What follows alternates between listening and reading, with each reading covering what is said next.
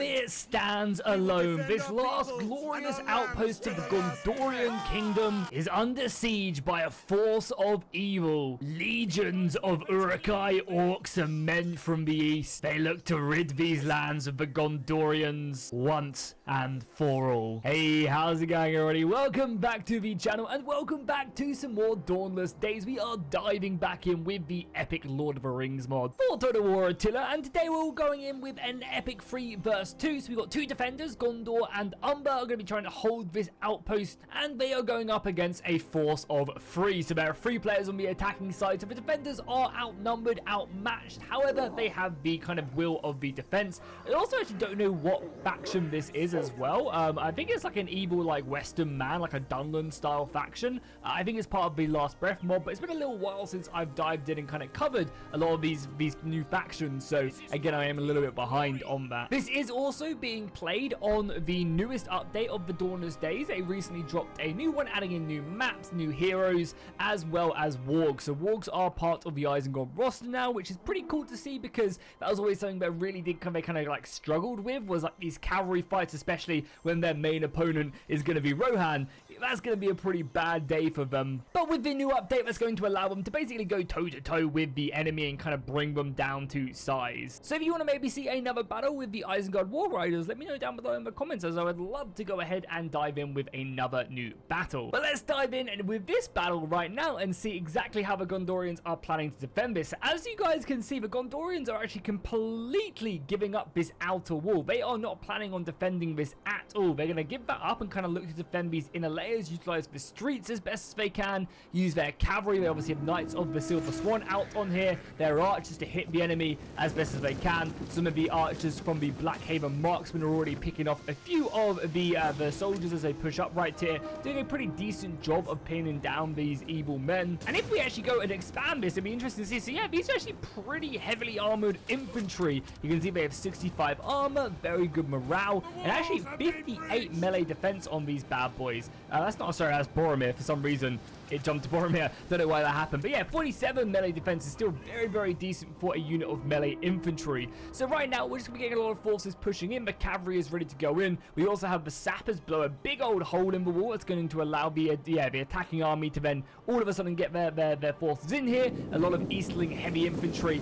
And this is what the Eastlings are all about right here, is they're all about this shock infantry. They can just do so much damage, get in there, do lots of damage, and then get out there. They have the cavalry to back them up as well, which is just really, really deadly. And one of the reasons why I love this force, especially if you couple that with like the berserkers back here as well of Isengard, this is a force that can break through pretty much any impenetrable defense. And there we have it, the first cavalry charge hitting in there. Nice, the Knights of the Silver Swan getting their lances bloodied, able to get a really, really good charge off here. Now, of course, I doubt this force is going to want to stay around for long. You want to get in there, hammer and anvil, and retreat back. And I imagine we'll be seeing this constantly as the attackers make their way into the settlement. This is exactly what you want to be doing. If you're giving up the walls, you want to utilize these large areas of these streets. And this is one of the reasons as well, as you get another beautiful charge here. It's a really good side charge there as well into the infantry.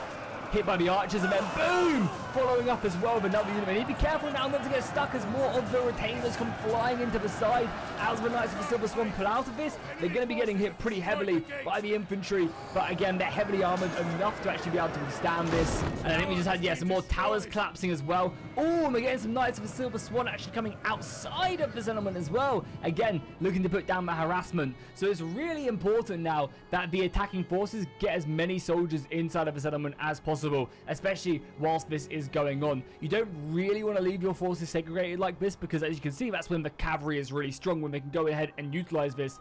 And to be honest, if I was the forces of Gondor, I'd probably look to try and maybe push on this. Like, the majority of the attacking forces are separated right here. If Gondor and Umber could kind of do a bit of a joint attack here, I think that'd be really useful, and you'd be able to maybe wipe out all of these infantrymen without too much losses. The arrow fire is still coming, and this could be a little bit dangerous. Honestly, it's a really cool position right here, but using your ammunition early on generally is never normally a good idea. But I think the defending players are really just trying to kind of get that final blow, try and kill as much as possible, because they are so heavily outnumbered. And they also do have the supply tower as well right there. So this thing will be the supply barrel, will be able to replenish ammunition and in a pretty decent status. I'm interested to see, yeah, 83 kills on this unit of Knights of the Silver Swan. And then where did the other one go? Okay, the other one is all the way out here on the side, and again 67. So actually not that many crazy kills, but they have definitely weakened these guys up as they decide to fall back and kind of allow the attacking armies to come in. It does seem like, yeah, the attackers are going pretty segregated, but they're kind of getting away with it, right? So even though they are being hit by the cavalry, they're also like absorbing a lot of ammunition from these defensive positions as well. And yeah, as I said, kind of consuming a lot of this ammunition in a pretty effective manner. But yeah, getting these armies inside of the settlement is going to be really important. They even have some of the bomb throwers from Isengard. These guys can just rip through the defensive formations of even Citadel Guard with their grenades. It's very, very deadly and powerful. And yeah, just getting this force inside the settlement is going to be a big boom for them. They have also brought up, yeah, a unit of cavalry, the Windrider Nobles. And again, these are some of the best cavalry in the game for sure. You know, you never really want to mess with the Eastling horses, as they can definitely go toe-to-toe. Maybe not quite beat Knights of the Silver Swan, but they'll do a pretty decent job. And right now, they are just pulling back. But yeah, you really do want to get these forces in, because right now, you know, if they were paying attention, these Knights of the Silver Swan could just rip through these archers. And it seems like these guys are being kind of sent in a little bit willy-nilly, you know? Like, this is just a perfect target. If I was paying attention out here with this unit of cavalry, I'd start moving it towards this, and you'd be able to destroy these guys. There's no support. It seems like this player on the far left has kind of been left out in the lurch, and in a situation like this, you kind of want to stick together, because there's not really a lot of room to maneuver out here. And yeah, you could do some really, really big damage. More cavalry moving around, however, there's going to be no real big... I say that. There's only a unit of, like, heavy... Like, again, these are elite shock infantry, but elite shock infantry isn't designed to kill cavalry. And if these forces kind of come... Oh, no, don't worry. I'm absolutely yapping. I thought this was, like, a gate. You can destroy it, though. Wow, that is really interesting. If the... Oh, I think Isengard have used all their explosive bombers. Oh, that's such a shame. They could have, like, blown up this part of the wall and then rushed through to outflank. That'd be pretty cool. Are there any other more parts of the wall you could do? You could destroy this part of the wall as well and rush through it. That's really cool design. I like that a lot. Yeah, I think if you're ever attacking this settlement, utilizing that would be a really good idea. Again, same like this as well. Yeah, there's a lot of these positions where you could like kind of destroy and push forward. And by the way, it's a really, really cool map design, right? I like as well, one of the big things is that like just how big the streets are. They provide you with that fact that it's a battle. You know, maybe it's not as realistic as some settlements would be, but it's big. You know, this is designed to have a battle one, and I think that should be the most foremost thing you should be thinking about when you do dive in and fight and engage in these battles. We have more Knights of the Silver Swan here just looking to harass the Uruk-hai infantry.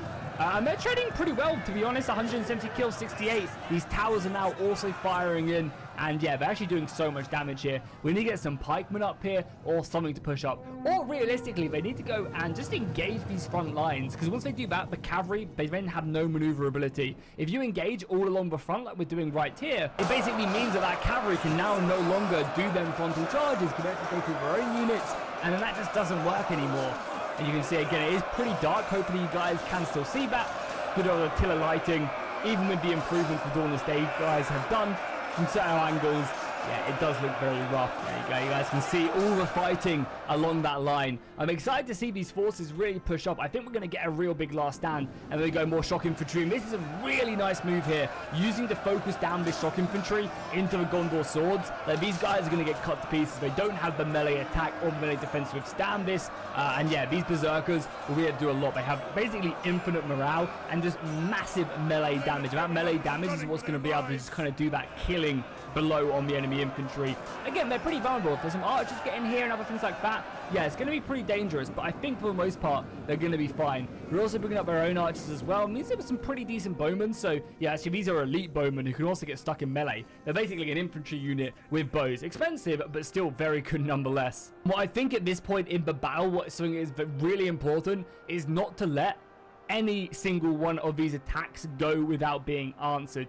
If you're the attackers, you want to make sure that you are constantly reinforcing this. Like, it's 3v2. You have the men. All of these soldiers need to get inside of the settlement, and you just basically have to make it. Like, you don't need to clump up. You don't need to give them good shots for their missiles, but you need to make it that not a single one of these attack points gets a moment's rest. Each one of these points needs to have constant men filtering into them, attacking, putting pressure, because as soon as one of these things have a little bit of breathing room, they can then bring out the cavalry. They can then send in more soldiers and kind of, you know, know, react to it. Whereas if you constantly have the pressure, you're all of a sudden like, oh, I don't know if I want to commit my men there. I don't know if I want to commit more soldiers elsewhere. And you basically just kind of always puts the pressure on, which is really important. So it looks like the initial shock infantry are now starting to falter a little bit again. That's kind of their design. These guys are lightly armored and just looking to kind of break up as much of the defense as possible. As you guys can see, you know, there isn't really that much back here. The archers have a perfect position down here, though. Look at them go. It's so cool, right? Just seeing them pop out, get their shots off, hide behind cover. Really one of the coolest things about this game for sure is, yeah, watching them kind of just do that as the enemy get closer and closer, and just seeing them below. Yeah, it's always super cool. That Gondorian line down there is starting to dwindle. Even with all this support, you know, they are going to be running out of infantry, but it's going to be kind of their saving grace for the attackers, as they just have the numbers, even if they are trading pretty badly. More arrow fire coming in, and again, these guys have some very strong defense. Like these ones back here, it was like 6 men. These ones have lost a little bit more, coming up to 50 now, but still a worthy sacrifice is holding this line and allowing the archers to get as many kills as possible. One of the downsides of the supply barrels is that they do have a cooldown, so you can't constantly spam them. So you want to basically try and utilize them as quickly as possible, just so that you go and can kind of use them as many times, because eventually these positions are going to be broken back. And now, as you guys can see, we're starting to now get some more archers being pushed in, more shock infantry being sent in, and more arrow fire coming down. Yeah, both of these berserker units from the forces of the Eastlings are now completely taken care of, but there are plenty more. The next wave is advancing, and these guys are a little bit scarier. I mean, just look at them. Face masks covering them head to toe in armor. The other guys were completely naked. These guys are completely clothed and ready to play strip poker, and I think they have enough clothes to make them win, if I do say so. The Dark Lord won't be able to get out of this one, that is for sure. More Gondorians are being thrown in. However, oh no, this is a really bad charge.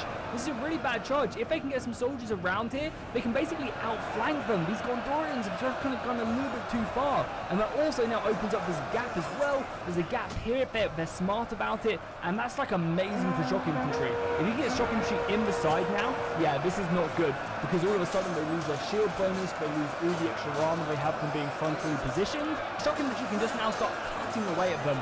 Reinforcements and the forces have reformed, but yeah, these Gondorians are basically fully surrounded, and they are just, yeah, going to get eaten for lunch. As you guys can see, more archers being brought around as well, these archers. And I think this is a pretty good idea by the attacking forces, is to use your archers to try and kill the enemy archers. Because again, these Gondorians can refill their ammunition like 4, 5, 6 times, and kind of dealing with them quickly is actually not a bad idea, using your archers to kind of whittle them down. And it's not really a tactic you see too much, but I think it's a smart one. However, oh, this is bad though. Yeah, the Gondorians are broken through here. We do have reinforcements though. Yeah, Isengard, a really nice move here by the attackers, sending some reinforcements over to this left-hand side.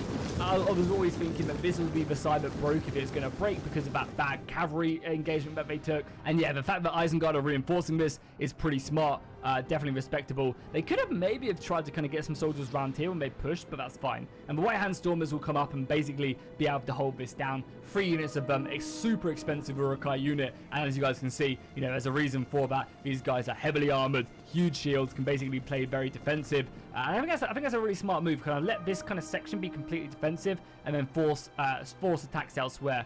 Again, more shock infantry now being set up. However, these guys do look a little bit more lightly armored than the East. I say that they're actually fully mailed, so maybe not. I take that back. Oh, and actually a huge rout here. Wow, what happened? How did these guys die so much? Is this just a pure amount of arrow fire?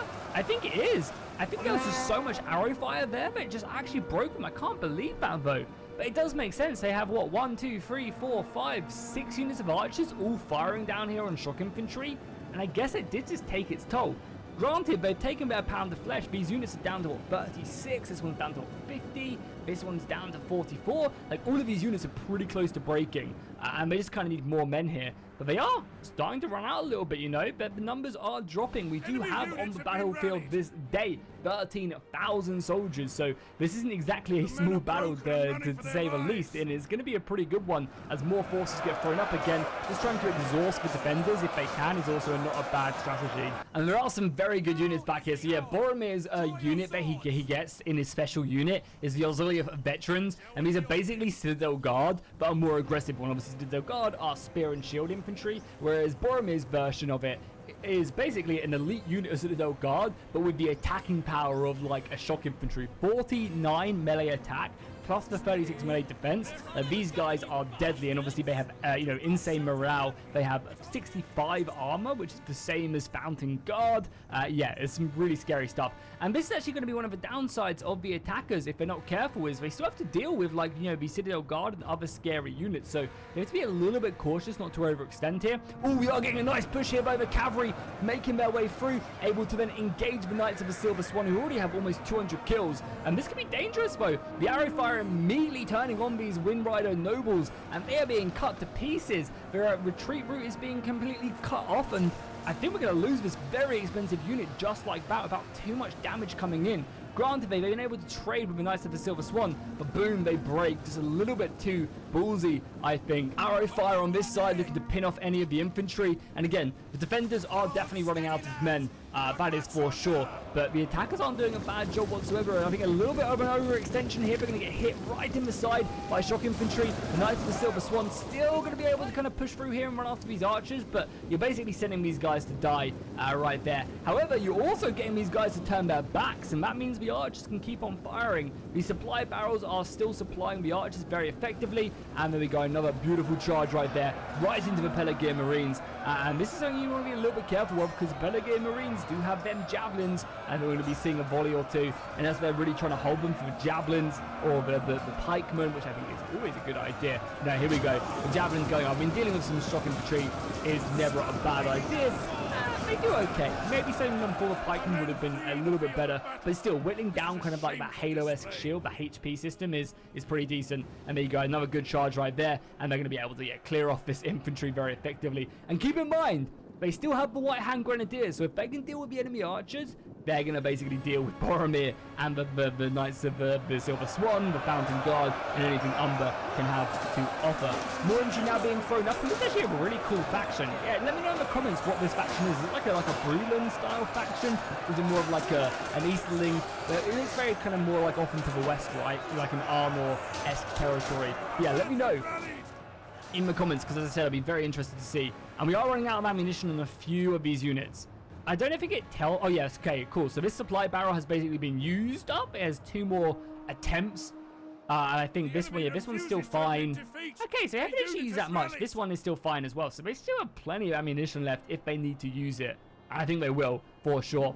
More infantry being thrown up, but again, with shock infantry coming in as this unit pulls back. The scarabs again. Oh, look at that. That's a very cool looking javelin unit. And there you go. More infantry now being thrown in. Big axes now on these guys. Yeah, big axes. And Pelagian Marines just don't have the armor to really withstand this. So I think we're going to see this front line breaking. And this is going to be big. This is going to be really big. Because as you can see, yeah, Pelagian Marines just do not have the armor to basically withstand shock infantry. And yeah, these guys are just kind of cutting down this infantry. This is a really bad matchup, but it's not like the Gondorians have anything else, right? This is all the Gondorians have to commit to this battlefield. Speaking of which, look at the bodies. They are just everywhere. More Isengard infantry kind of coming up as well. Helping just to tank that little bit of extra damage is always a good thing if you can double up. Obviously, it makes you a little bit more vulnerable. It spreads out the damage from the missiles onto the infantry as well as the other units. Oh, that's such a kill move as well. That guy just got his stomach opened up right there by the infantry as more and more soldiers commit in. And yeah, we're starting to get some more soldiers thrown in. It's just such a shame that we don't have like a unit of Isengard sappers. Because imagine if they just broke through this right now, completely outflanking all of these forces. It'd be really cool, even like something like here, or again over here with some cavalry. It would be absolutely massive. More and more soldiers are going down, and more soldiers are dying. The units of the Knights of the Silver Swan, the heavy shock cavalry of Gondor, are now going to be putting down them lances, charging into battle, and getting a pretty nice hit off. Even though the problem is they're going through their own units now, it really does slow you up. Is this Imrahil as well? No, okay, it's not. For a second, it looks like Imrahil because these guys don't have helmets, but again, able to get a nice little charge off there. But the war dogs, the wolves are now charging in, and these dogs are great for charging down cavalry. They basically endlessly charge them and just nip at the heels. It's a great anti-cavalry force, it really is. However, the shock infantry are very much designed to deal with them, so being able to kind of have them there is not a bad idea. You really want to get this infantry if you can around the side and just kind of finish up this battle, but obviously you need to be careful of that cavalry. Right hand side as well, more soldiers being sent in, some Umber usurpers. This could be again a very decent infantry unit. These guys are what, tier 4 or tier 3, so yeah, again, as I said, a very decent unit able to hold the line, but they're going to be getting outflanked momentarily. The Bane of the Steppe, the general of the Eastlings now being thrown in, and again, they're going to be able to rear charge this, basically throw everyone back to the inner layer, or the second inner layer, I guess. There's still one more position left to hold. I think this position is going to be overrun, and it took them a little bit of time. It definitely took them like, what, 20 minutes, 22 minutes, but they have now broken this,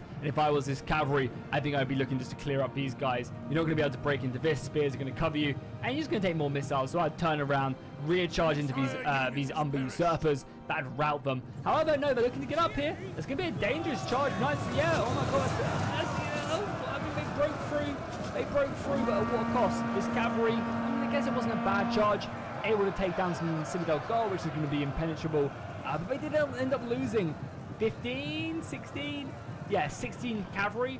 I don't know if that was precisely worth it, but still you managed to do some decent damage, so I guess not the end of the world. I mean, obviously, they end up just ramming into the back of these Umber infantrymen, and that's going to be all she wrote for them. They're going to be getting the hell out of here. Look at that number just drop down, oh my lord, and they're shaken. They'll be getting trampled, and then the next phase of the siege can really start. The War Dogs are coming up. Oh, if they can unleash the War Dogs on the Knights. Oh, my God, unleash them. Oh, no, they're all out, War Dogs, no.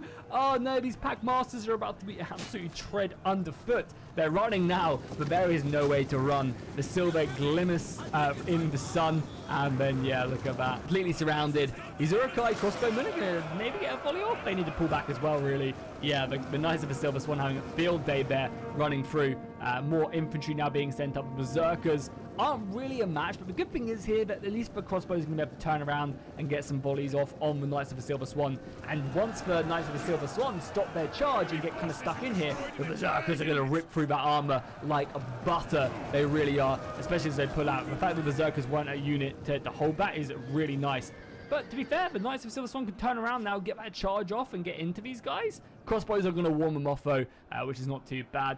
Over on this side, we are finally breaking through. With the support of all the other players, they are now able to finally finish off the last remnants of the Gondorians and break them down. And this supply barrel is still... Is that out of ammunition now? I think it might be, right?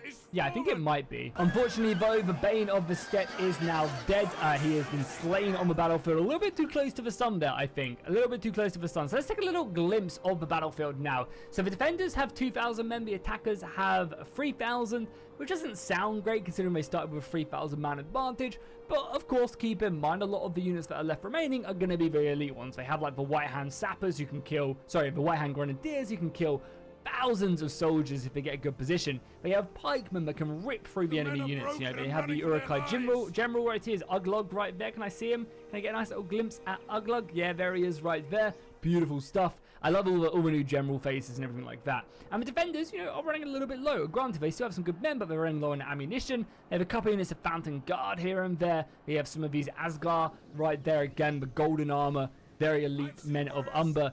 But again, running out of ammunition, running out of good quality soldiers. A lot of these dudes are exhausted or down to their last couple soldiers. So I think this battle is going to go down to the wire. Sending forward some of the weaker soldiers now to die. Basically just try and break up this defense as much as they can. Start tiring up the infantry who are defending. They also have some archers as well. So now might be a great time to start using it because realistically, there's only like, what, 1-2 units of Fountain Guard you want to save your ammunition for. One here, one there. All these archers are pulling back as well. Yeah, there's a few Blackhaven marksmen who have a few ammunition left, and then these guys right there as well. Yeah, cool. I mean, to be fair as well, the defense is pretty spread out, but so is the attack. And we also have this unit of Hill Riders. I can't imagine these guys are that heavily armored. Yeah, they look decent. They look okay. Nothing special, but decent enough. And good charge bonus. So really, you probably want that cavalry like around here if you can. Try and break through and then, yeah, utilize these streets very effectively. Maybe because, yeah, I don't think you'll be breaking through anywhere else. You want to avoid the archer fire. I doubt this side is going to break through. The concentration of forces are right here. And this actually be a really good plan of action right there. Like, you don't need to commit here. Like, granted, they're going to come here and attack you, but you could really set up a nice ambush. Unfortunately, I don't think this is going to happen. One thing you could really do, as the javelins go back and forth on this side, is what you could do is you could commit into fighting this, and if they try and bring anything around this corner, you can immediately just have a unit here ready to outflank. They're going to go on the offense though. The Pelican Marines charging in, and the infantry are going to come in as well.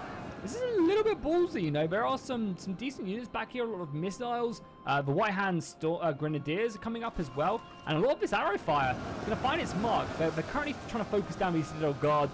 Basically a waste of time. Look at that, they have 93 block chance. That's insane. You're not penetrating that pseudo ever. More infantry being set up here.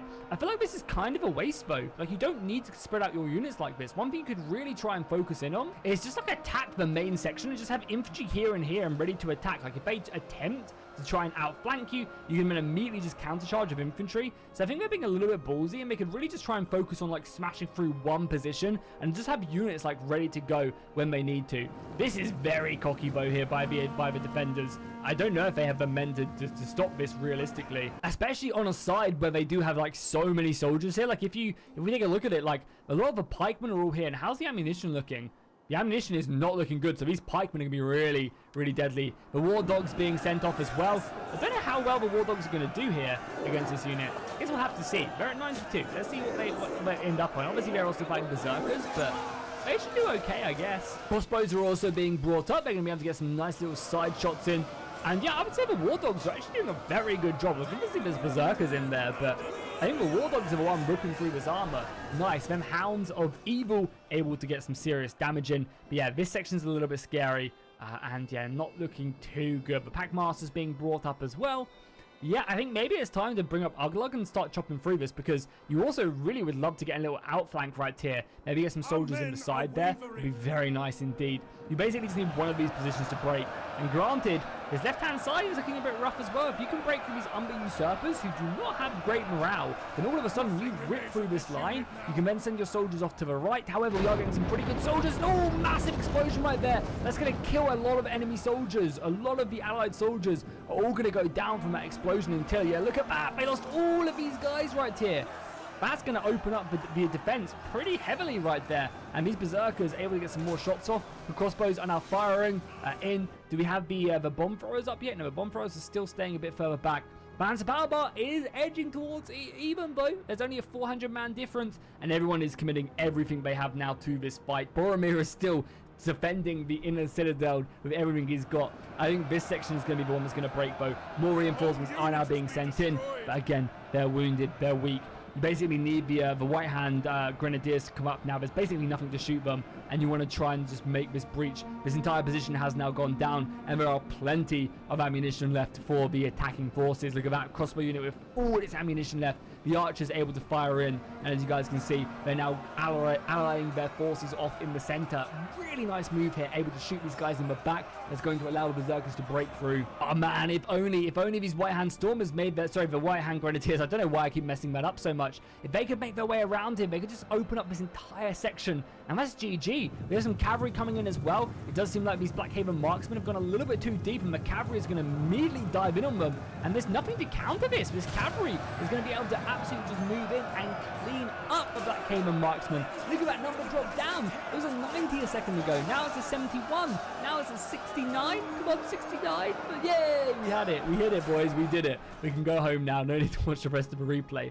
More pikemen being sent up as well, and there's not really much to deal with it anymore. Pikemen able to close the distance. Granted, Citadel Guard is going to be a problem. That's what the archers are for. The archers can hit them, start firing in shots, and as soon as they move, then it gets really, really dangerous. They obviously need to be careful here, but have a unit of pikemen here, unit of pikemen here. You could maybe even try and get on the walls, even though I don't think you can anymore because of this, because the tower is destroyed. More archers being brought up as well, and yeah, there you go. I think the retreat is being called. The retreat is being called. Fall back to the inner layer.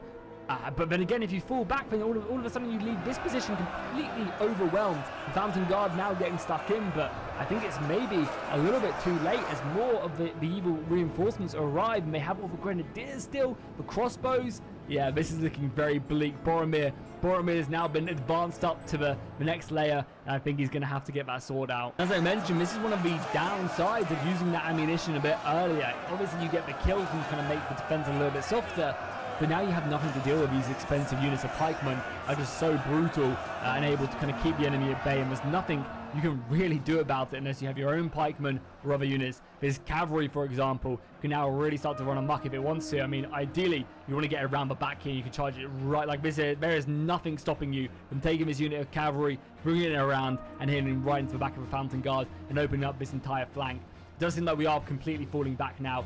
Same right here as well. You can go to the right-hand side. Granted, there is a unit of Citadel Guard there, but again, the archers are up there. Please don't waste these grenadiers on some archers. You don't need to. There's nothing to stop you now. Just save them. Save them for Boromir. Save them for the Umber General. Yeah, good. Not seemingly using it whatsoever. And the crossbows, really nice move here by the crossbows. Just firing into the Umber General. What's he going to do? Charge you? Get hit by cavalry? It's not going to happen. It's not going to happen. Where's that cavalry, though? Yeah, I don't know why this cavalry isn't coming around, though. You could literally deal with the Fountain Guard. They're pulling back now, kind of forcing them out, which is a nice move, obviously. This is a shameful display. Getting the cavalry to come. Yeah, but now you're letting them retreat, and that's not what you want to do. Please put up the assault. Oh, they're going to let them escape. That cavalry should just come around. Like, you might have got a little bit trapped, but I don't think it would have been that bad of an action. And yeah, it's not looking good for the forces of good. Boromir is going to put up one hell of a last stand. Okay, now here we go. The forces are making their way in.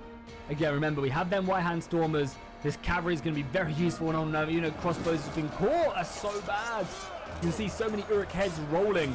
Yeah, they're getting completely wiped out with no counter punch. That was unfortunate right there.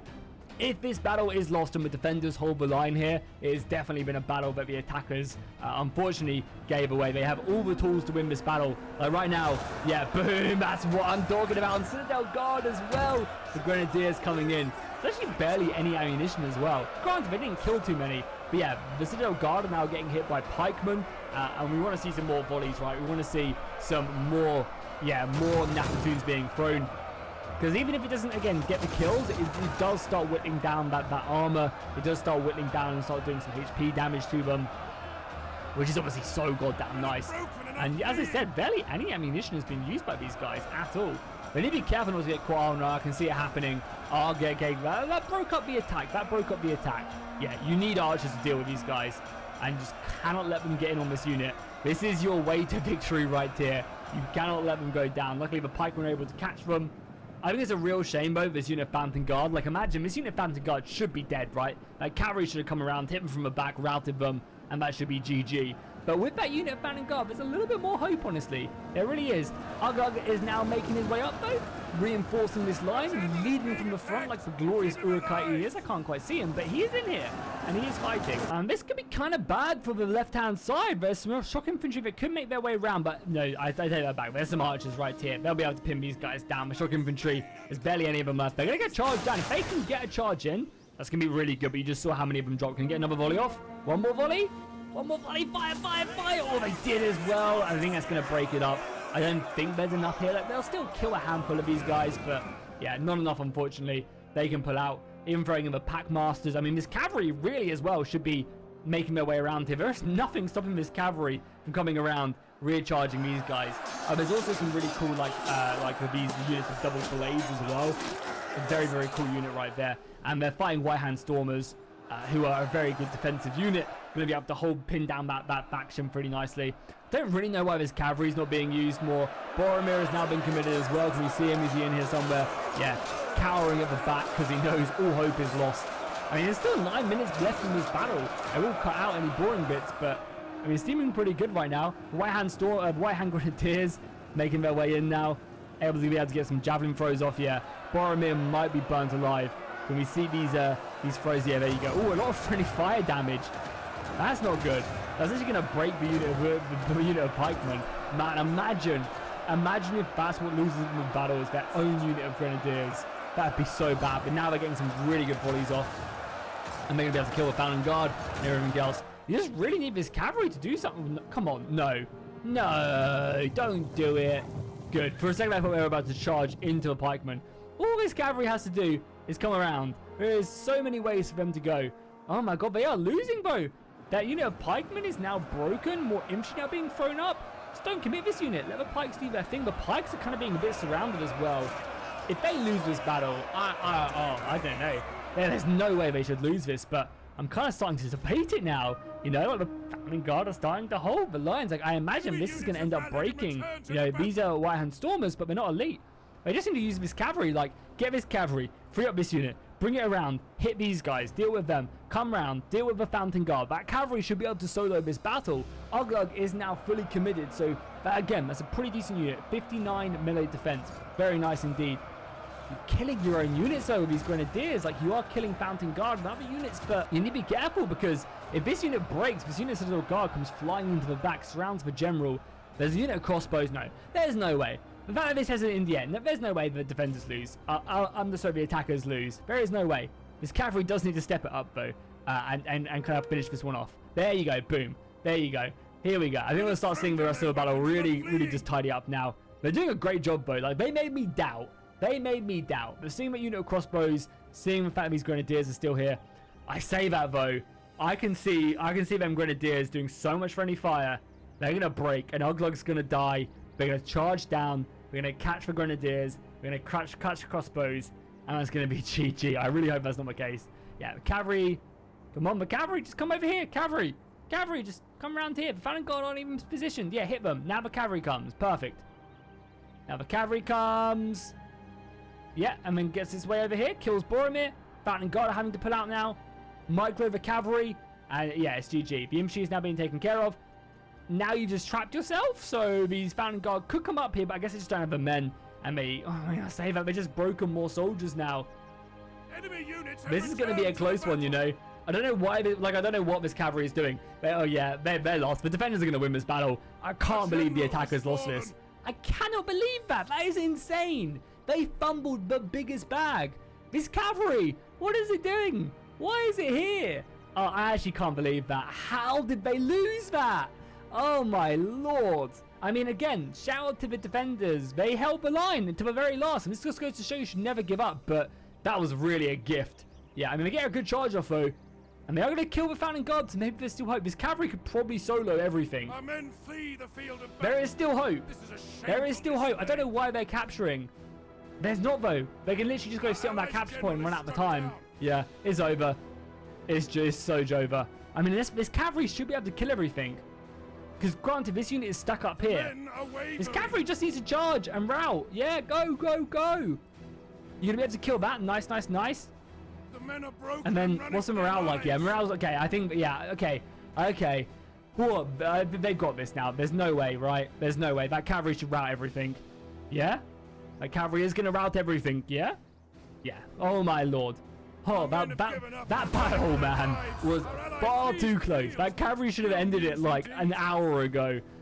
But they did it, you know, so I take back my criticism. They won in the end, and realistically, that is all that matters. Victory for the forces of evil, a valiant defense for sure. And yeah, if you guys enjoyed this, make sure to drop a like and a comment down below. Let me know if you guys want to see more content like this on the channel, and I'll see you guys in the next one.